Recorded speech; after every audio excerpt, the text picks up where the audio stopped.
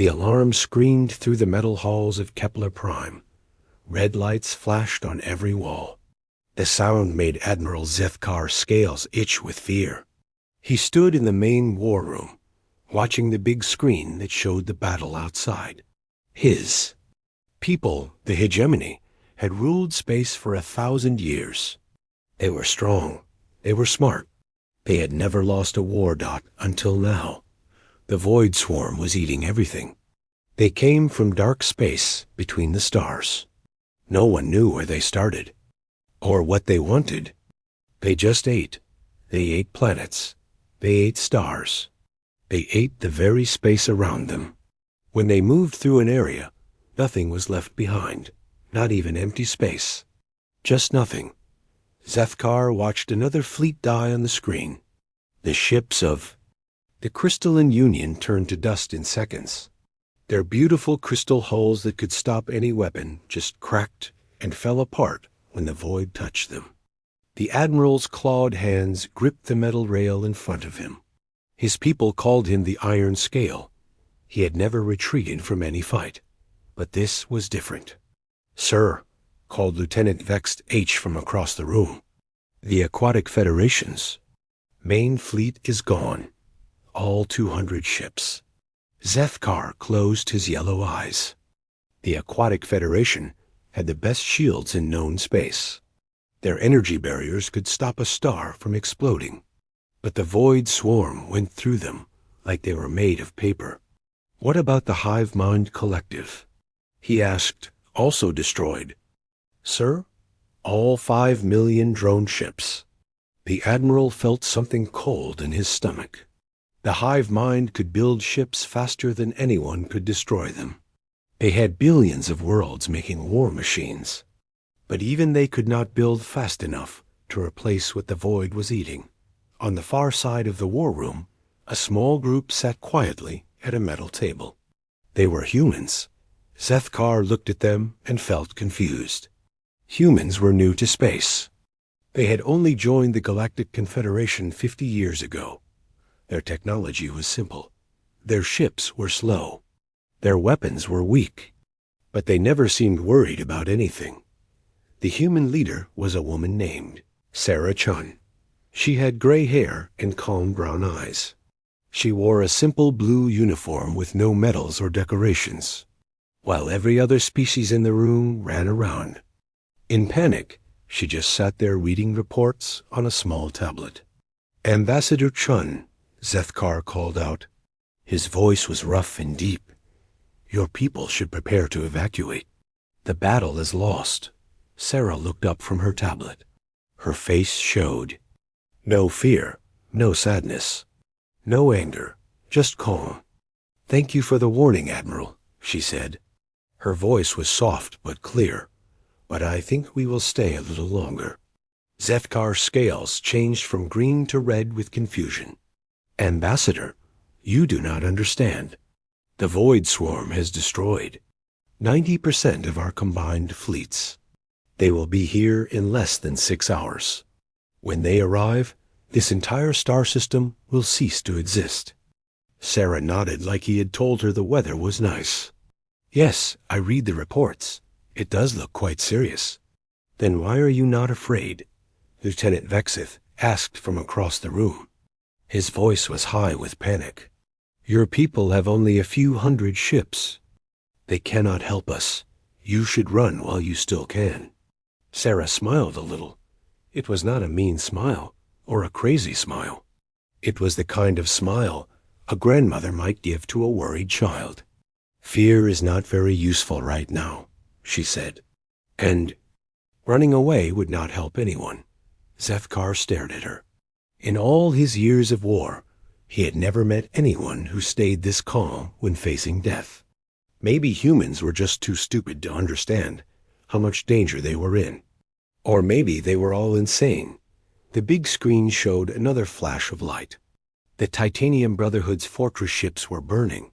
These were ships as big as small moons. They had armor 10 miles thick. The Void creatures were tearing them apart like toys. "All outer defenses have fallen," reported Captain Mordith. The enemy will reach the middle defense ring in 2 hours. How many ships do we have left? Zethkar asked. Less than 1,000. Sir, out of 50,000, the admiral felt his heart sink. 50,000 ships from 12 different species. The greatest fleet ever assembled in galactic history. All gone in 3 days of fighting. Sarah Chun stood up from her table. She walked over to a communication panel and pressed several buttons. A soft beep told her the system was ready. What are you doing? Zethkar asked. Sending a message to my people, Sarah said. She spoke into the microphone. Her words were simple and quiet. This is Ambassador Chun to Earth Command. The situation here has developed as predicted. Request immediate deployment of Shepard assets. Authorization code Omega 77 Alpha. She paused for a moment, then added something that made no sense to anyone in the room. Send the giants. It is time. The communication ended with another soft beep. Sarah returned to her table and picked up her tablet again. What are Shepard assets? Zethkar demanded. What giants? Sarah looked up at him with those calm brown eyes. Help, she said simply. What kind of help can humans provide that our combined fleets could not? Captain Mordith asked. No offense, Ambassador, but your species is not known for military strength. That is true, Sarah agreed. We are not very strong individually. We do not have the best technology. Our ships are not the fastest or the most heavily armed. And what can you possibly do? Lieutenant Vexed H asked. Sarah was quiet for a long moment. She seemed to be thinking about something far away. Sometimes, she said slowly, the biggest problems require the biggest solutions. Before anyone could ask what that meant, the lights in the room flickered. The main screen showed something impossible. One of the void creatures, a thing as big as a planet, had just stopped moving. It hung in space like it was confused. What happened? Zethkar asked. Why did it stop? Captain Mordith checked his instruments. I do not know, sir. All the void creatures have stopped advancing. They seem to be waiting for something. Sarah Chun smiled again. This time her smile was bigger.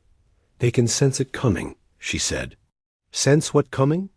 Zethkar demanded. Sarah closed her tablet and stood up.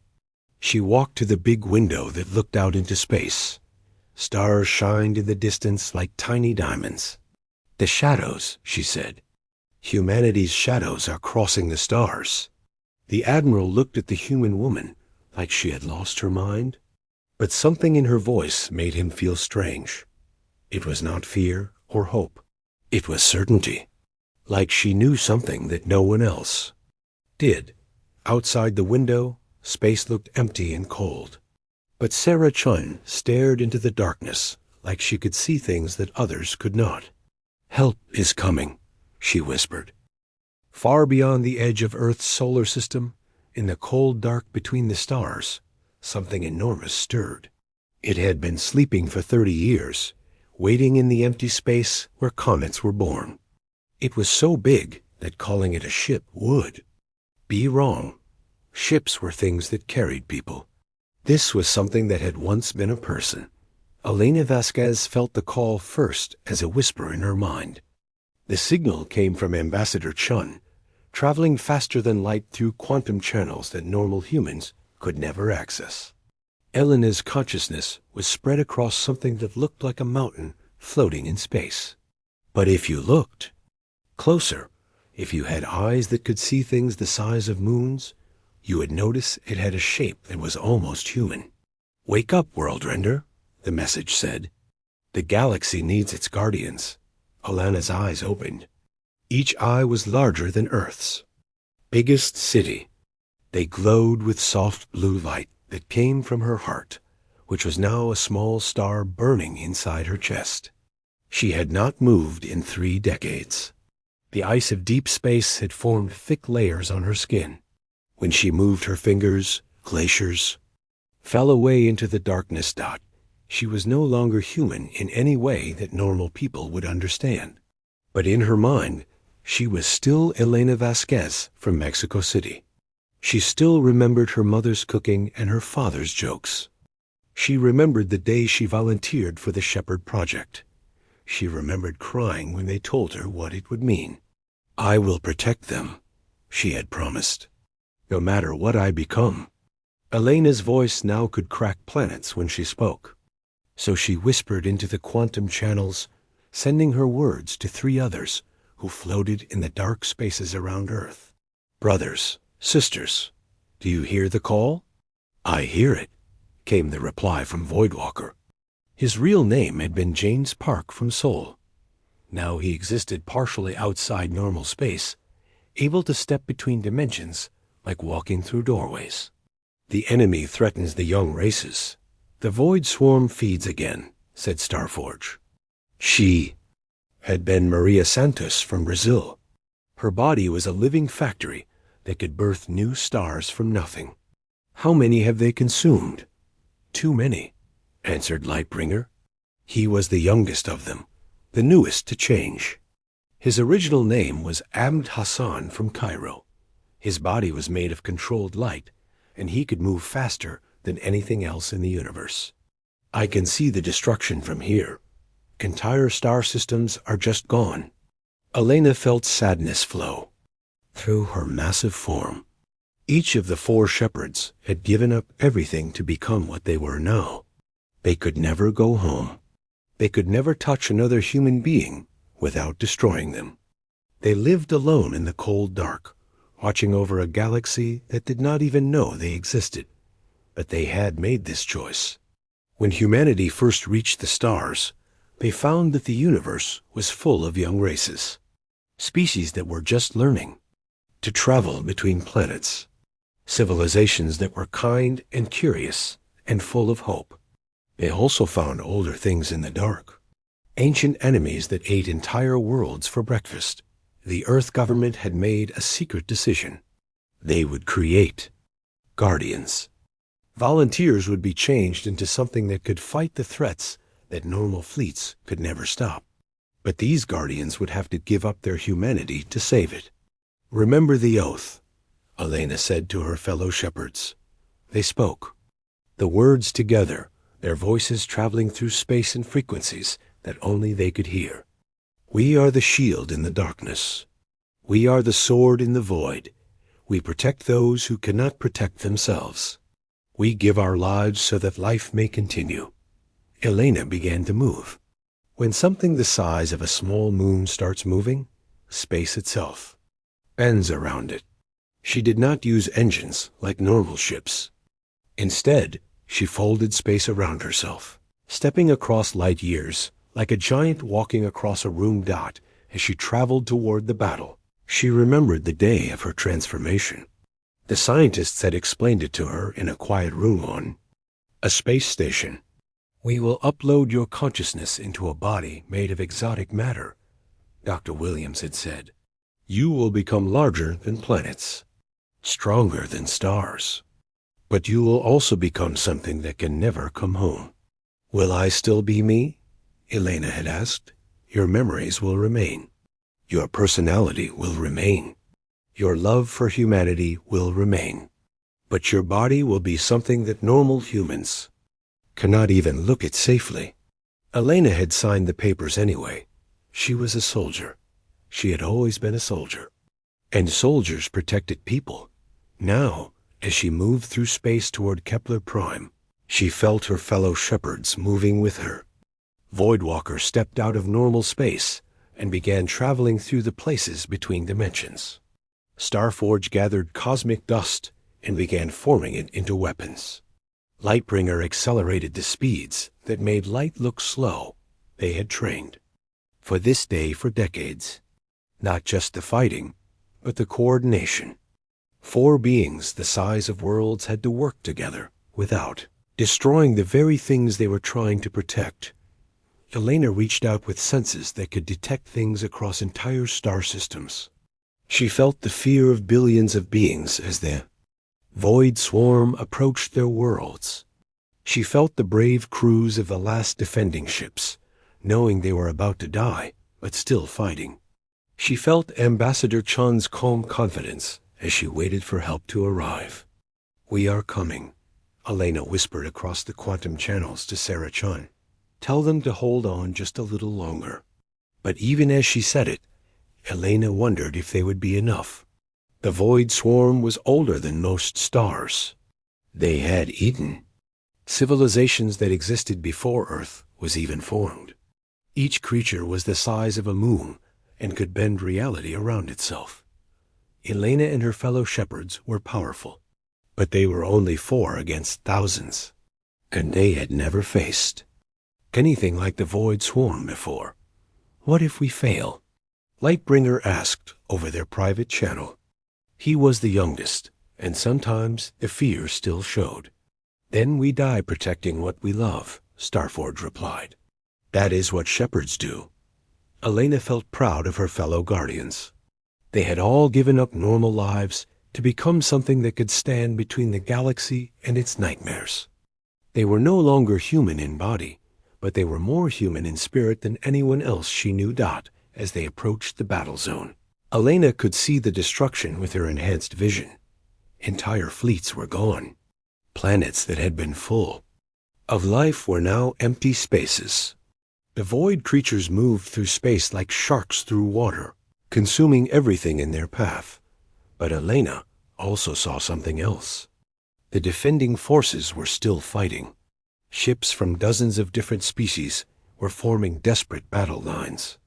They knew they could not win, but they fought anyway because someone had to. "Look at them," Voidwalker said with admiration. "So small, but so brave." "That is why we do this," Elena replied. "That is why we became what we are." She could feel her body changing as they approached the battle. Her systems were powering up. Her weapons were coming online. Energy that could destroy stars flowed through her artificial veins.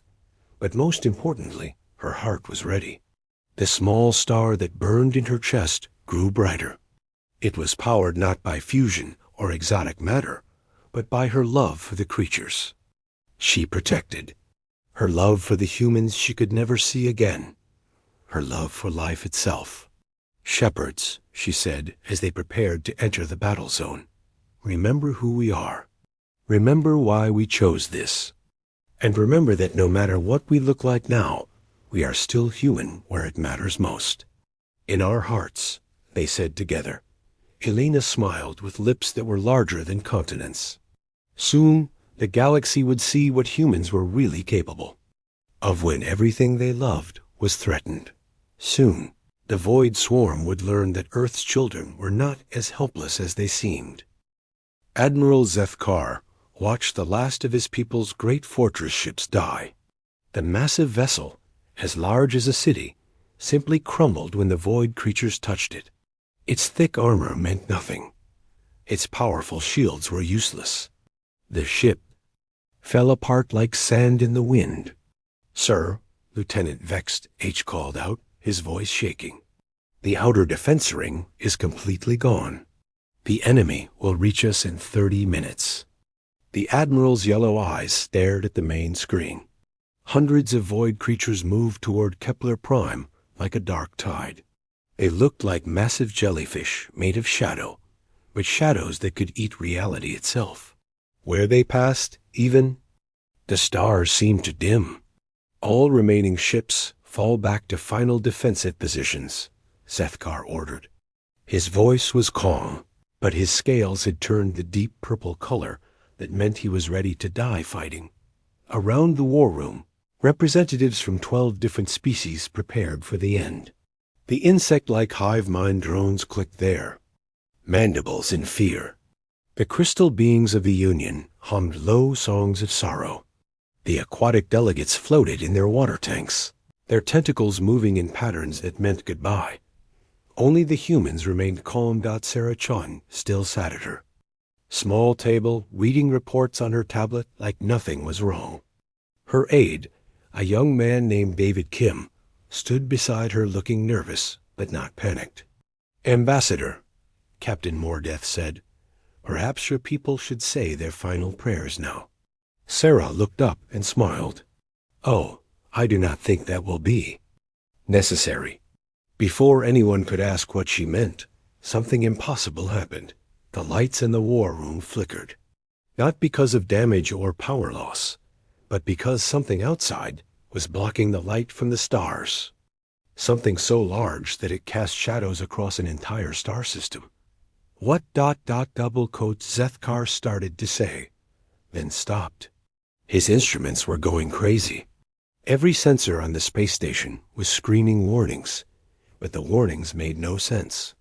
Sir, Lieutenant Vexith said, his voice barely a whisper.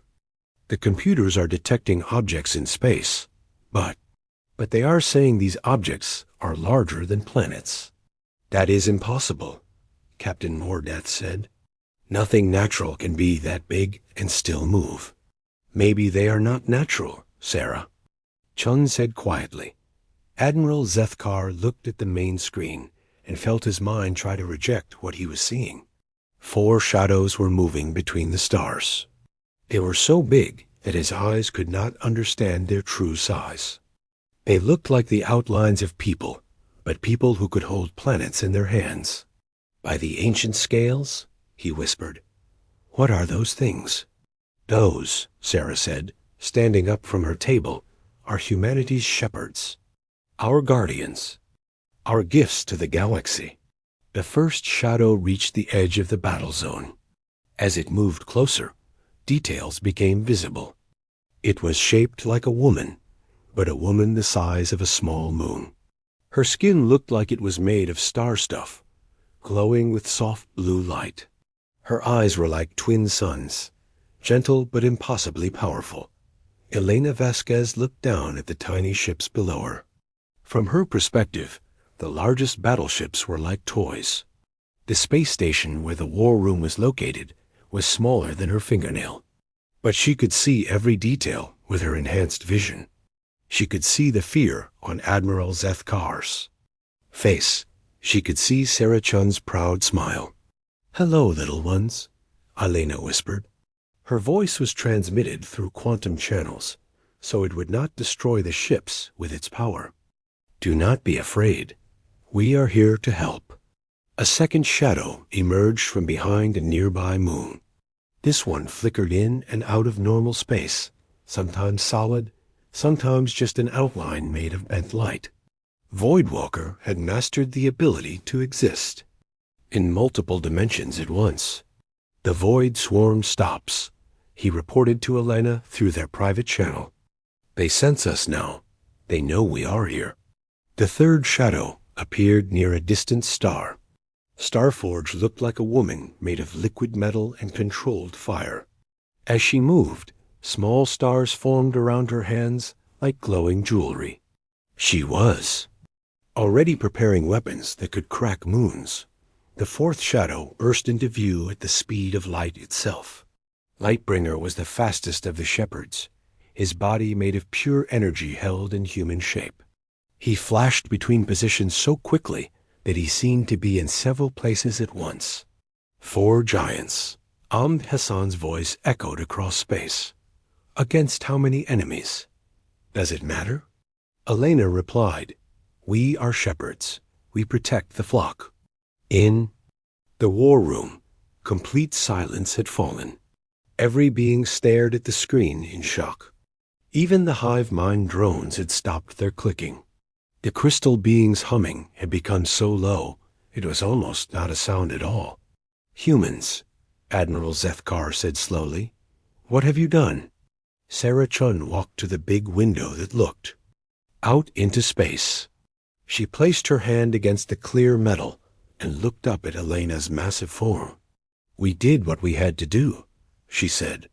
When we first reached the stars, we learned about the old threats. The things that eat civilizations. The nightmares that live between galaxies. We realized that someone had to stand guard. But how? Captain Mordith asked. How did you create such beings? Volunteers, David Kim answered. Heroes who gave up their humanity to save it. They let us transform them into something that could fight the things that normal fleets cannot touch. Admiral Zethkar's scales shifted through several colors as he tried to process what he was hearing. You mean those giants were once human? Like you? Elena Vasquez was a soldier from Earth, Sarah said, pointing at the largest shadow. James Park was an engineer. Maria Santos was a teacher. Ahmed Hassan was a pilot. They volunteered to become something more so that species like yours could live in peace. The Admiral stared at the screen where the four giants faced off against hundreds of void creatures. The enemy had stopped advancing and formed a rough circle, as if they were confused by what they were seeing. Why? He asked. Why would they give up their lives for strangers? Sarah smiled sadly. Because that is what humans do. When something threatens the innocent, we stand up, even if it costs us everything. On the screen, Elena was reaching out with one massive hand toward the nearest void creature. The thing was the size of a moon, its dark surface rippling with energy that could unmake planets. But next to Elena's hand, it looked small. You have fed enough, she said, her voice carrying across space through frequencies that could penetrate the void creature's reality-bending fields.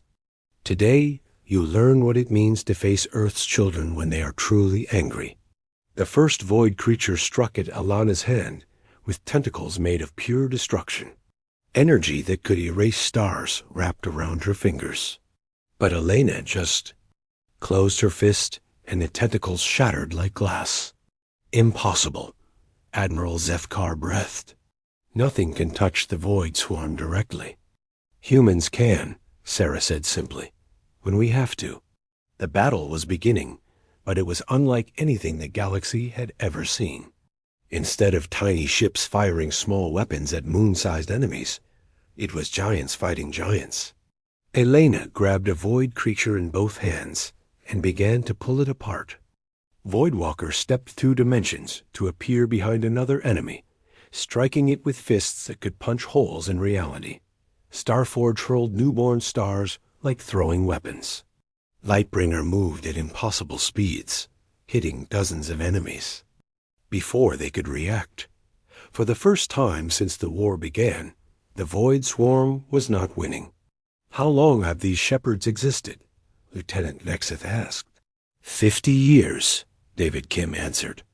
They have been sleeping in the dark spaces around Earth, waiting for a threat that normal defenses could not handle. And you never told us? Captain Mordith demanded. Sarah Chun turned from the window. Her calm brown eyes showed both sadness and determination. Would you have believed us? She asked. Would any of you have believed that the small, weak humans had created guardians larger than worlds? Or would you have thought we were lying or insane? Admiral Zethkar realized she was right. If someone had told him yesterday that humans could create beings the size of planets, he would have laughed at them. Besides, Sarah continued, the shepherds were meant to be a last resort. We hoped we would never need to wake them up. On the screen, Elena was wrestling with 3 void creatures at once. Her massive form was covered in wounds that bled light instead of blood, but she did not slow down. Each movement was careful and controlled, designed to protect the tiny ships that flew around her like insects. She is being careful not to hurt. U.S. Admiral Zethkar realized. Of course, Sarah said. They are still human in the ways that matter most. They still care about protecting innocent life. That is why they became shepherds in the first place. The battle raged across light years of space, but for the first time since the Void Swarm had appeared, the defenders were not just surviving. They were winning. The battle between giants shook the fabric of space itself. Elena felt the pain as 3 void creatures attacked her at once. Their touch burned worse than acid, worse than fire. They were trying to unmake her, to erase her from reality like they had done to countless worlds. But Elena had something the void creatures did not understand. She had a reason to fight. I protect the innocent, she said through gritted teeth that were each larger than buildings. I protect the helpless. I protect life itself. She grabbed the largest void creature and began to squeeze. The thing writhed in her grip, its dark surface rippling with energy that could destroy planets. But Elena's hands were made of exotic matter that existed partially outside normal physics. She could touch things that normal matter could not. You cannot destroy us. The void creature spoke directly into her mind. Its voice was like the sound of stars dying. We have consumed galaxies. We are eternal. Maybe, Elena replied, but I am human. And humans do not give up.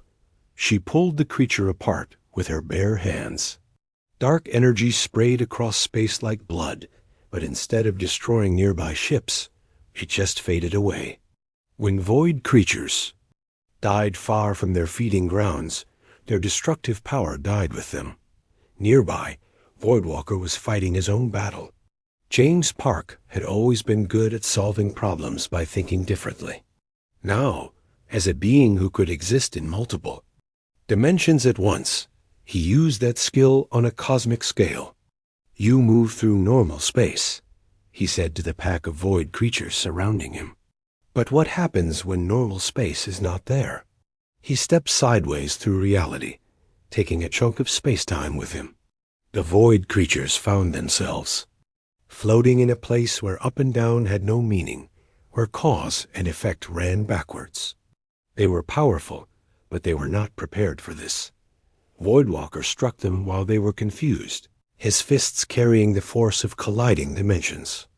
Each punch opened holes in reality that the creatures fell through, banishing them to empty spaces between universes. How does it feel? He asked them as they disappeared. To be the ones who are consumed. Starforge was creating weapons from nothing. Maria Santos had been a teacher before her transformation. She had taught children about the beauty of stars, about how they were born from gas and dust in the cold dark. Now she was making stars like a potter makes clay pots. Physics is just a set of rules, she said as she compressed cosmic dust into a burning sphere. And I know how to break rules when I need to.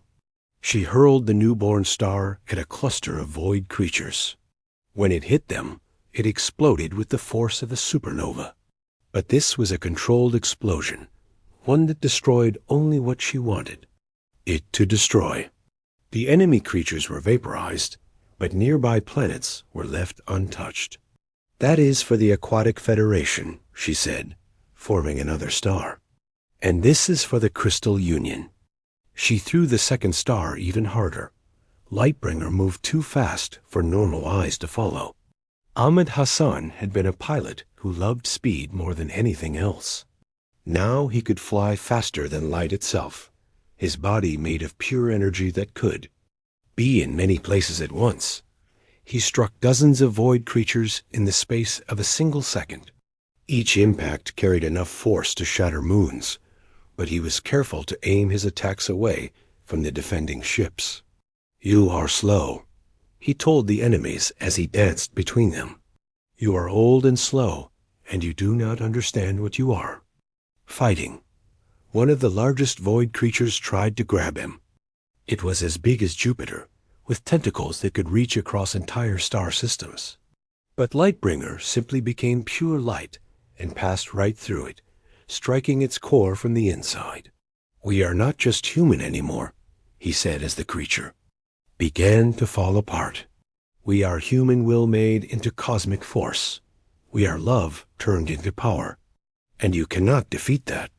In the war room of Kepler Prime, Admiral Zethkar watched the impossible battle with growing amazement. The Void Swarm, which had seemed unstoppable just hours ago, was being torn apart by four beings who moved like living gods. How? He asked. Sarah Chun. How are they so powerful? Sarah was still standing by the window, watching Elena fight three enemies at once. Her calm face showed both pride and sadness. They are powered by more than exotic matter or advanced technology, she said. They are powered by love. by the determination to protect others, by the willingness to sacrifice everything for strangers they will never meet. Captain Mordith checked his instruments. The void creatures are retreating. After 3 days of advance, they are actually pulling back. Some of them, Lieutenant Vext H added, but the largest ones are still fighting. They seem angry now instead of just hungry. On the screen, Alana was facing the biggest void creature any of them had ever seen. It was larger than most moons. Its dark surface covered with eyes that looked like black holes. This was clearly the leader of the swarm, the first and oldest of its kind. Little human, it spoke to Alana with a voice like collapsing stars. Do you think your small love can stand against our eternal hunger? We have eaten the dreams of 1 trillion species. We have consumed the hopes of entire galaxies. Elena looked at the ancient creature with eyes that burned like suns. Despite her massive size, her voice carried the gentle tone of someone comforting a frightened child. I know you have, she said. I can see all the pain you have caused reflected in your eyes. All the worlds that will never see another sunrise. Because of you, all the children who will never grow up. The void creature struck at her with tentacles made of pure destruction. But Elena caught them in her hands and held them steady. But that ends now, she continued, because I remember every person I am protecting. I remember every species that deserves a chance to grow and learn and love. And that memory makes me stronger than your hunger. She began to pull the creature apart, but this fight was different. The ancient being fought back with power that bent space and time around them. Reality rippled like water where they struggled. Nearby stars flickered as the battle affected the basic laws of physics. Her fellow shepherds moved to help her. Voidwalker stepped through dimensions to attack from behind. Starforge created a cage of newborn stars to trap the creature. Lightbringer struck at its weak points faster than thought, but the ancient void being was not helpless. It had survived since the early days of the universe. It wrapped tentacles around Alana's arms and began to drain her energy. You see, it hissed, love is just another form of energy, and we consume all energy eventually. Elena felt her strength flowing out of her. The star that burned in her chest began to dim. But instead of despair, she felt something else. She felt the presence of every person she was protecting. Admiral Zethkar with his brave purple scales. Sarah Chun with her calm confidence. The crystal beings humming their songs of hope. The aquatic delegates floating in their tanks. The insect drones clicking encouragement to each other. And behind them, she felt billions more. Every human on Earth. Every child playing in alien playgrounds. Every scientist discovering new wonders. Every artist creating beauty that had never existed before. You are right, Elena said to the ancient creature. Love is energy, but you made one mistake. What mistake? The being demanded. Elena smiled with lips that were larger than continents. The star in her chest blazed brighter than ever before. You assumed love was finite. You assumed it could run out. But human love grows stronger when it is shared. It becomes more powerful when it protects others. And there is no force in the universe that can consume it all. She pulled her arms free from the creature's grip. Her fellow shepherds surrounded the ancient being, their combined power making space itself sing with harmonious energy. This is for every world you have destroyed, Elena said. This is for every species you have silenced, added Voidwalker. This is for every future you have stolen, said Starforge. And this is to make sure you never hurt anyone again, finished Lightbringer. Together, the 4 shepherds struck the ancient void creature with everything they had. Not just their physical power, but their will, their love, their absolute determination. To protect life in all its forms, the ancient being screamed as it was torn apart. Its death cry echoed across dimensions, calling to the rest of the swarm. The other void creatures, sensing their leader's destruction, began to flee into the dark spaces between galaxies. "It is over," Elena said, her massive form glowing with exhaustion, but also with victory. "The immediate threat has passed." In the war room, cheers erupted from every species. Admiral Zethkar found himself crying tears of joy from his yellow eyes. They had been saved by beings they never knew existed, created by a species they had thought was weak and harmless. But as the celebration began, Elena and her fellow shepherds were already preparing to leave. Their work here was done, and they had to return to the dark spaces where they belonged. The galaxy was safe, but the price of that safety was 4 human souls who could never come home again. The last of the void creatures disappeared into the dark spaces between stars. Where moments before there had been hundreds of reality-eating monsters, now there was only empty space filled with debris and the gentle glow of distant suns. Elena floated in the cosmic silence, her massive form still glowing with the energy she had used in battle. Wounds covered her star-stuffed skin where the void creatures had tried to unmake her. But she was alive, and more importantly, the galaxy was safe. Around her, the tiny ships of the combined fleet began to move again.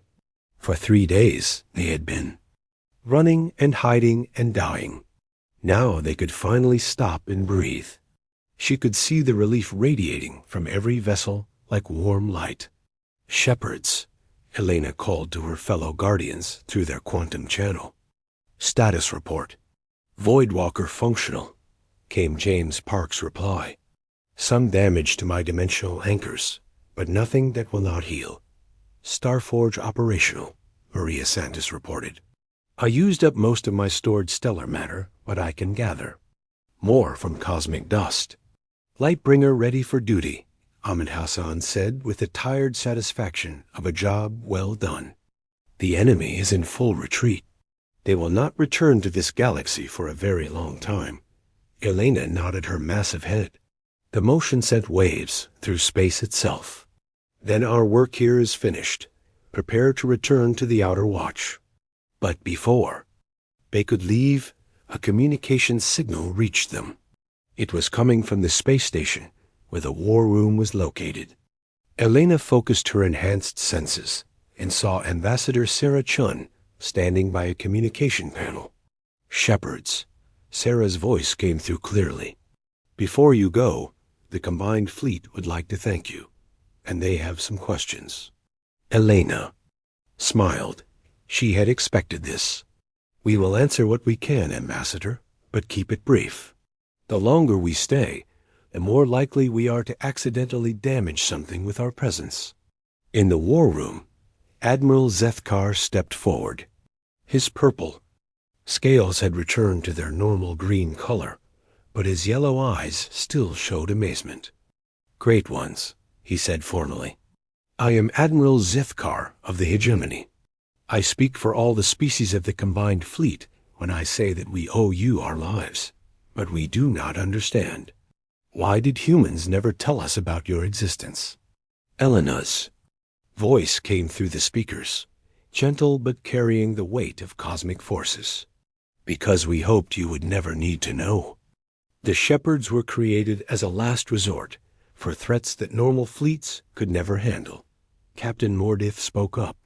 "But why create such beings at all? Why sacrifice your own people?"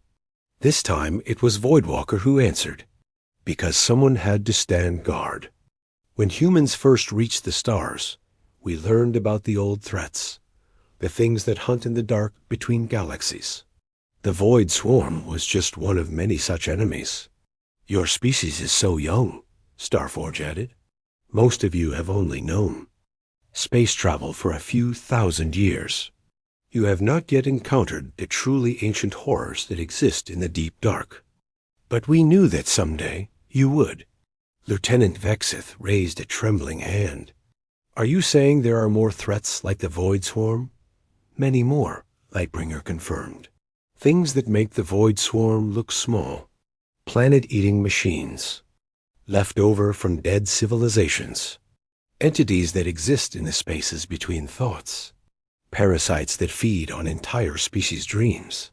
The war room fell silent as the representatives from 12 species tried to process this information. They had just barely survived one cosmic threat, and now they were learning that it was one of the smaller ones. "But do not fear," Elena said, her voice warm with compassion. "The shepherds watch.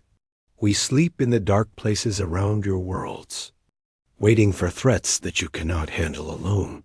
We are the shield you cannot see, the sword you do not know exists." Admiral Zethkar's scales shifted to a deep blue color that meant respect and gratitude. "How many of you are there?" 4 active. "Shepherds," Sarah-chan answered from her place by the communication panel. "Elena, James, Maria, and Ahmed, but there are others in deep sleep, waiting for the day when 4 might not be enough." "And they all volunteered?" asked one of the crystal beings, its faceted voice ringing like chimes. "Every one," Elena confirmed. "We were soldiers, teachers, engineers, pilots. Normal humans who chose to become something more so that normal humans could continue to exist." "But what did you give up?" asked an aquatic delegate, her tentacles moving in patterns of sorrow. "What was the price of your transformation?" Elena was quiet for a long moment. When she spoke again, her voice carried a sadness deeper than space itself. "Everything," she said simply. "We can never go home. Our families think we died in space accidents 50 years ago. We can never touch another human being without destroying them. We can never walk on a planet's surface or feel rain or smell flowers. We exist in the cold dark between stars, alone except for each other. But," added Voidwalker, "we also get to do something that few beings in the universe can do. We get to protect entire civilizations. We get to ensure that children we will never meet get to grow up safe and happy.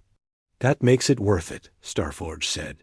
"When I see a young species take its first steps into space, when I watch them discover the joy of learning about other worlds, I remember why I chose this path. And when threats come that would destroy everything beautiful and innocent in the galaxy," Lightbringer added, "we get to stand in their way and say, no, not today. Not ever." David Kim, Sarah's aide, stepped forward. "But how do you stay human? How do you keep caring after giving up so much?" Elena's massive form seemed to shimmer with gentle light. "Because caring is what makes us human. Not our bodies or our size or our power. Our ability to love others more than we love ourselves. Our willingness to sacrifice for strangers. Our determination to protect the innocent, no matter what it costs us. We remember," added Maria Santos. "We remember every sunset we ever saw on Earth, every laugh we shared with friends, every act of kindness we witnessed. We carry all of human experience inside us, and it makes us stronger than any weapon." Admiral Zethkar bowed his head in respect. "Is there anything we can do for you? Any way we can repay this debt?" "Leave," Elena said immediately. "Live well and love deeply, and create beautiful things. Explore the universe with wonder and joy. Help each other grow and learn. That is all the payment we need. And maybe," Ahmed Hassan added with something like humor in his cosmic voice, "try not to need us again for a while. These battles are hard on our exotic matter structures." Gentle laughter rippled through the war room. Even in their transformed state, the shepherds could still make jokes. "We must leave now," Elena announced. "Our presence here disrupts local space-time. But know this, we are always watching. If any threat comes that you cannot handle alone, we will answer the call." "Will we see you again?" asked Lieutenant Vexith. "Hopefully not," Voidwalker replied. "If you see us again, it means something very bad is happening. But if you do need us, we will come. That is our promise." One by one, the 4 massive figures began to move away from the battle zone. They did not use ships or engines.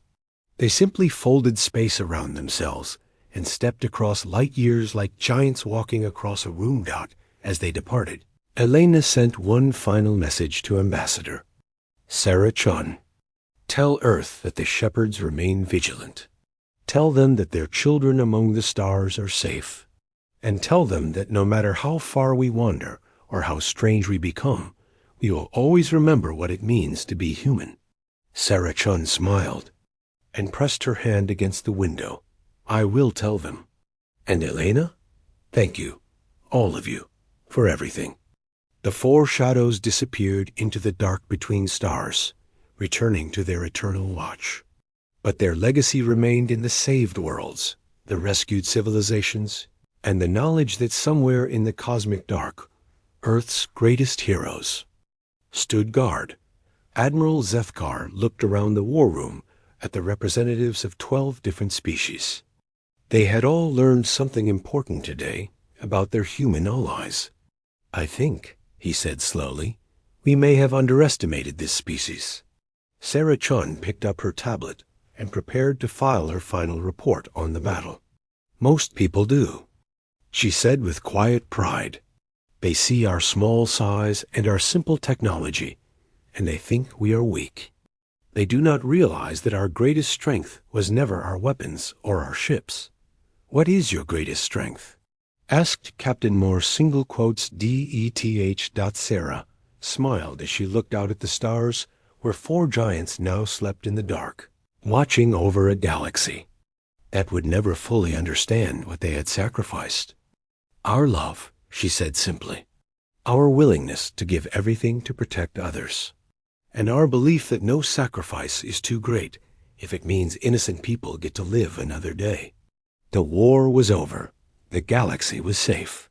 And in the dark spaces, between stars, four human souls continued their eternal watch, ready to answer the call whenever evil threatened the light. The shepherds had kept their promise. They had protected the flock dot, and they always would.